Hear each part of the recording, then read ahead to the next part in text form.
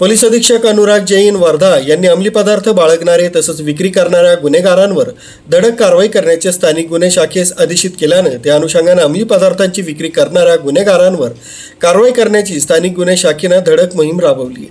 दिनांक 11/7/2025 रोजी स्थानिक गुन्हे शाखा वर्धा येथील पथक पोलीस स्टेशन कारजा या हद्दीत पेट्रोलिंग करीत असताना त्यांना मिळालेल्या गुप्तनीय माहितीवरून कारंजा येथील नागपूर ते अमरावती राष्ट्रीय महामार्ग क्रमांक 53 लगत मौजा नाराज टी पॉइंट येथील आरोपी गोपाल विठ्ठलराव चाफले वय 44 वर्ष राहणार खर्डीपुरा वार्ड नंबर 4 कारंजा याचे रुद्रा चाय तसंच पान सेंटर नावाने पान ठेल्यामध्ये NDPS ऍक्ट अंतर्गत कारवाई केली असता सदर आरोपी हा तिथे हजर मिळून आला।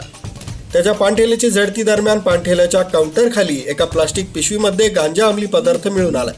सदरचा गांजा त्यास त्याचा नातेवाईक बहीण जावई आरोपी क्रमांक 2 सुजित सोनी राहणार कारंजा जिल्हा वर्धा यांना आणून दिल्याचं सांगितलं।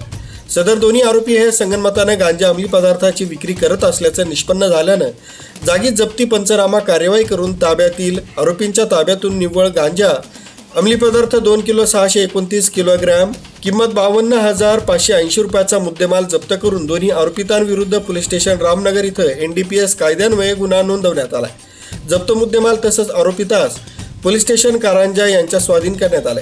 आरोपी क्रमांक 2 सुजित सोनी हा फरार असून त्याचा शोध स्थानिक गुन्हे शाखा वर्धाचं पथक करीत आहे। सदरची कारवाई पोलीस अधीक्षक अनुराग जैन यांच्या निर्देशाप्रमाणे स्थानिक गुन्हे शाखा जिल्हा वर्धाचे पोलीस निरीक्षक विनोद चौधरी, पोलीस उपनिरीक्षक सलाम कुरेशी, पोलीस अंमलदार नरेंद्र पाराशार, अरविंद येनुरकर, रोशन निंबोळकर, रवी पुरोहित, अक्षय राऊत, दिनेश बोधकर, मिथुन जिचकार, अभिषेक नाईक सर्व नेमणूक स्थानिक गुन्हे शाखा वर्धा, फॉरेन्सिक विभागाचे अनिल साटोने, अजित धंद्रे, मंगेश धामंदे यांनी केली आहे।